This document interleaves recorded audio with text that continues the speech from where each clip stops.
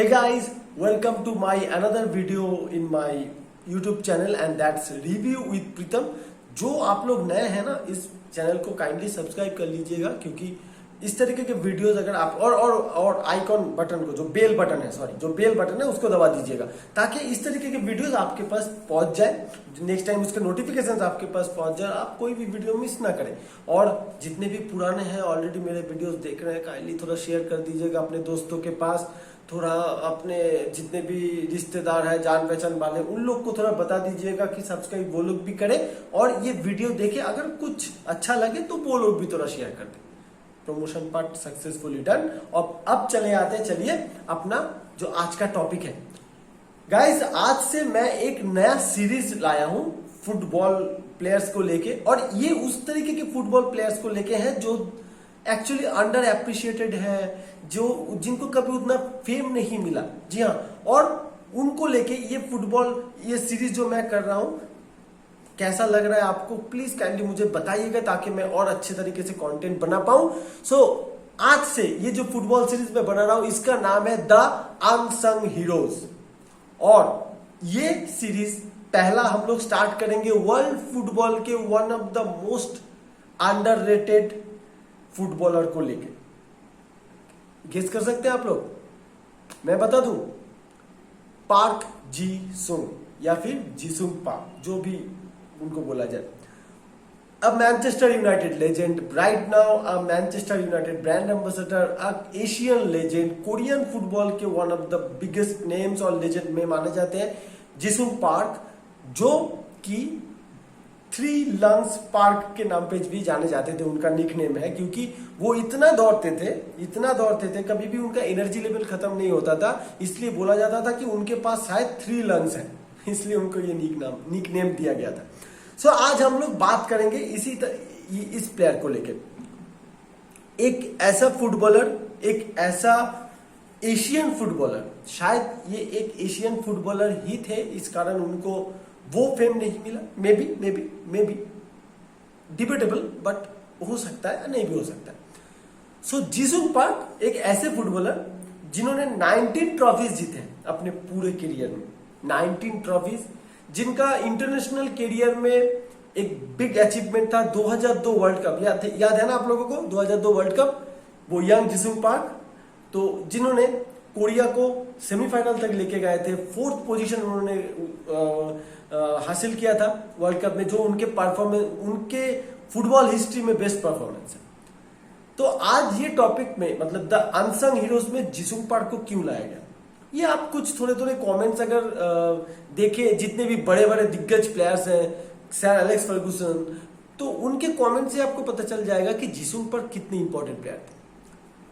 When रूनी ने एक बात कहा था कि हाँ, हम लोग गोल करते थे, Cristiano Ronaldo was the star, मैं तेवेज बहुत इंपॉर्टेंट प्लेयर थे मैनचेस्टर यूनाइटेड के लिए, क्योंकि हम लोग गोल करते थे। और उस टाइम पे हम लोगों का जो टीम था 2006, 7, 7, 8, 8, 9 का, उस टाइम पे हम लोग ज्यादातर खेलते थे, टीम सीट करती थी डिफेंस में और देन काउंटर अटैक हो। तो एक ऐसे काउंटर अटैक्स बनते थे जो कि आप, मतलब ओपोनेंट को सिर्फ 3 या 4 या 5 पासेस में खत्म हो जाता था। ओपोनेंट कुछ समझने से पहले ही बॉल मैनचेस्टर यूनाइटेड अपने डिफेंस से लेके अटैक तक पहुंच जाती थी और गोल स्कोर करके आ जाती थी। इस तरीके के मैनचेस्टर यूनाइटेड के गेम प्लान्स हुआ करते थे उस टाइम पे।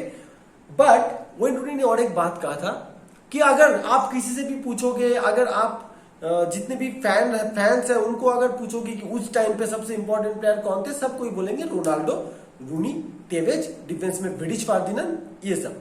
लेकिन जितने भी प्लेयर्स उस टीम पे थे, उन सबको मालूम था कि इस टीम के लिए बहुत इंपॉर्टेंट प्लेयर दूसरा कोई है, और वो था पार्क जी-सुंग। क्योंकि उनका वर्क एथिक, उनका डिसिप्लिन, उनका फिटनेस लेवल, और ऑफ द बॉल उनका रन लेना, ऑफ द बॉल उनका पोजीशंस बहुत इंपॉर्टेंट था उनके लिए। एक टीम के लिए एक ऐसा प्लेयर जो आप हर एक पोजीशन पे खिला सकते हो। और ये कब चालू हुआ? जब 2002 वर्ल्ड कप के पहले जीसुंग पार्क मेनली लेफ्ट मिडफील्डर या राइट मिडफील्डर के तौर पे खेलते थे। लेकिन जब गासेडिंग को कोरिया का, मतलब कोचिंग करने का रिस्पॉन्सिबिलिटी मिला, सामने था 2002 वर्ल्ड कप, जहां पे कोरिया जापान होस्ट कर रहे थे वर्ल्ड कप को, उस टाइम पे गास हिडिंक ने पहला ये चीज नोटिस किया कि this player can play in every position. शायद सेंटर बैक नहीं खेला है कभी जिसुंग पार्क ने, बट हर एक पोजीशन खेला है। सो उस टाइम पे गास हिडिंक ने उनको मेनली वो ओपोनेंट के हिसाब से और अपने गेम प्लान के हिसाब से जिसुंग पार्क का जो एक एक पोजीशन है वो चेंज होना चालू हुआ। कभी वो राइट विंग फॉरवर्ड खेलते थे, कभी वो सेंट्रल फॉरवर्ड के थोड़ा नीचे अटैकिंग मिडफील्ड पे खेलते थे, कभी टीम के जरूरत पे उन्होंने डिफेंसिव मिडफील्ड खेलना चालू किया। और हम लोगों ने तो देखा था मैनचेस्टर यूनाइटेड पे Jisung Park left back, right back, defensive midfield के तौर पे बहुत सारे मैचेस खेले और सक्सेसफुली उन्होंने उन मैचेस में अच्छे परफॉर्मेंस भी दिए थे। सो 2002 का जो वर्ल्ड कप था उसमें जिसुंग पार्क का परफॉर्मेंस था बहुत इंपॉर्टेंट था फॉर कोरिया। उन्होंने तगड़ा परफॉर्मेंस भी किया। और आपको याद है वो गोल जो पोर्तुगल के साथ उन्होंने किया था वर्ल्ड कप हिस्ट्री में, one of the best goals. वो चेस्ट में रिसीव करना बॉल को एंड देन एक फेक से टर्न करना और वो भी उस बॉल को ऑन द एयर जगल करके फेक करके उसको कंट्रोल पे लाना and then left footed shot और वो गोल जो पोर्तुगल को नॉकआउट करवा दिया था 2002 के वर्ल्ड कप के ग्रुप स्टेज से और कोरिया क्वालिफाई कर गई थी फॉर प्री क्वार्टर फाइनल्स। सो ये उनका एक लैंडमार्क गोल था। उसके बाद वो यूरोपियन फुटबॉल में पीएसवी में आए, उनका कैरियर धीरे धीरे वहां पे खुलना चालू हुआ। लेकिन वर्ल्ड फुटबॉल में तब एक नाम था सर एलेक्स फर्गुसन, और जो कि टैलेंट्स को दूर से ही परख लेते थे। जैसे क्रिस्टियानो रोनाल्डो को उन्होंने परखा था, जैसे वेन रूनी को उन्होंने परखा था और कितने ना जाने। और उन्होंने पीएसबी के पीछे स्काउट्स लगाए, मैचेस में कॉन्टिन्यूअसली स्काउट्स जाते रहे और जिसुंग पार्क को देखते रहे। और फिर जिसुंग पार्क ने साइन किया for Manchester United. Manchester United पे जिसुंग पार्क ने 4 प्रीमियर लीग जीते। उनके पास एक चैंपियंस लीग टाइटल था, एक चैंपियंस लीग में उन्होंने वो रनर्स अप हो गए और 2 चैंपियंस लीग रनर्स अप, एक चैंपियंस लीग उनके पास विनर मेडल है और 4 प्रीमियर लीग ट्रॉफीज है। तो ये उनके मेन ट्रॉफीज है, ये कर्लिंग कप्स वगैरह वो सब छोड़ के जो मैं बोल रहा हूं। बट मैनचेस्टर यूनाइटेड का अगर एक परफॉर्मेंस बोला जाए जहां पे ये उनके लिए एक लैंडमार्क परफॉर्मेंस था for Jisung Park in Manchester United, वो था the match against AC Milan, जहां पे पिर्लो को मैन मार्क करने के लिए उनको इंस्ट्रक्शन दिए गए थे। रियो फर्डिनैंड का एक इंटरव्यू है जहां पे रियो फर्डिनैंड पूरा डिस्क्राइब कर रहे थे कि एलेक्स फर्गुसन टीम मीटिंग में बिफोर द मैच सबको अपना अपना रिस्पॉन्सिबिलिटी समझा रहे थे कि किसको क्या करना है, किस तरीके के रिस्पॉन्सिबिलिटीज उनके ऊपर है। तो आखिर में एक ही प्लेयर को उन्होंने कुछ नहीं बताया और वो थे पार्क जी-सुंग। तो पार्क जी-सुंग को एकदम आखिर में एक ही इंस्ट्रक्शन वो सर एलेक्स फर्गुसन ने दिया था, और क्या था वो कि park, Pirlo is for you, आपके लिए पिर्लो को कवर करके रखना है। क्योंकि उस टाइम पे एसी मिलान का जो पूरा गेम प्ले बनता था वो पिर्लो बनाते थे। सेंट्रल मिडफील्ड से वो एक डार्टिंग बॉल बनाते थे फॉर द सेंट्रल फॉरवर्ड्स, और सेंट्रल फॉरवर्ड रन लेते थे तभी जैसे ही पिर्लो के पास बॉल आता था। सो एलेक्स फर्गुसन को ये बहुत अच्छे तरीके से उनको मालूम था कि जिसुंग पार्क ही एक ऐसे बंदे हैं जो 90 मिनट्स तक उस प्लेयर को, मतलब पिर्लो को, उसके आसपास वो घूमते रहेंगे और पिर्लो को कंफर्टेबल नहीं होने देना है। वो फॉरवर्ड रन्स अगर वो पिक कर ले, वो फॉरवर्ड बॉल्स, वो through balls, over the defence balls अगर पिर्लो दे देते हैं तो वो मैनचेस्टर यूनाइटेड के लिए बहुत खतरनाक हो सकता है। और उस पूरे मैच में जिसुंग पार्क ने ठीक वही काम किया था जो एलेक्स फर्गुसन ने उनको करने के लिए बोला था। पिर्लो खुद उन्होंने यही बताया था कि Jisung Park is kind of a player जिसके पास एक एटॉमिक पावर है। वो इतने दूर से और इतने जोर से दौड़ के आते थे to snatch the ball to for those tackles कि कोई भी प्लेयर कंफर्टेबल नहीं होता अगर वो उनके आसपास में। और एलेक्स फर्गुसन ने एक बार रिग्रेट भी किया था कि 2011 का जो चैंपियंस लीग फाइनल था वहां पे अगर वो हाफ टाइम पे ही जिसुंग पार्क को लाते और मेसी को मैन मार्क करने के लिए वो उनको इंस्ट्रक्शन देते, कोशिश करते, तो शायद उसका रिजल्ट अलग हो सकता था। ये उनका एक रिग्रेट है। तो जिसुंग पार्क ने करियर में हासिल तो मैनचेस्टर यूनाइटेड के लिए बहुत कुछ किया, लेकिन ये एक ऐसा ही प्लेयर है जिस प्लेयर ने कभी वो टाइम, मतलब वो फेम, वो हमेशा एक स्टारडम जो उनके पास कभी नहीं रहा। टीम के लिए सैक्रिफाइस करना, क्योंकि जिसुंग पार्क जब हम लोग खेला देखते तो उस टाइम पे 2006, 7, 8, 9, 10 उस टाइम जिसुंग पार्क कौन से ऐसे पोजीशन नहीं थे जहां पे उन्होंने मैनचेस्टर यूनाइटेड के लिए नहीं खेला था। राइट बैक पे वो सक्सेसफुल थे, जब भी राइट बैक्स इंजर्ड होते थे जिसुंग पार्क वाज देयर, जब भी लेफ्ट बैक इंजर्ड होते थे जिसुंग पार्क वाज देयर। और एक बात तो उन्होंने बताया भी था कि हम लोग ये हमेशा सोचते थे कि हर बड़े मैचेस में अगेंस्ट आर्सेनल, चेल्सी, लिवरपूल क्यों जिसुंग पार्क खेला करता था, और वो आफ्टर द मैच हम लोग को समझ में आता था उनके परफॉर्मेंस के द्वारा कि क्यों जिसुंग पार्क को शायद एलेक्स फर्गुसन पिक करते थे फॉर द बिग मैचेस, क्योंकि उनका वर्क रेट, क्योंकि टीम के लिए उनको सब कुछ दे देना।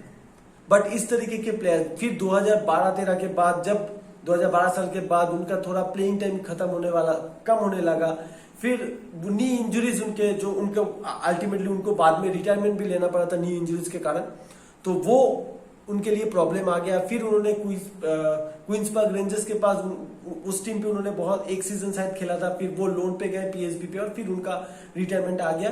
बट एशियन फुटबॉल में द ओनली प्लेयर जिनके पास 4 मैन ऑफ द मैच मतलब man of the match awards है इन वर्ल्ड कप, और ओनली एशियन फुटबॉलर जिन्होंने फीफा क्लब वर्ल्ड कप जीता हुआ है।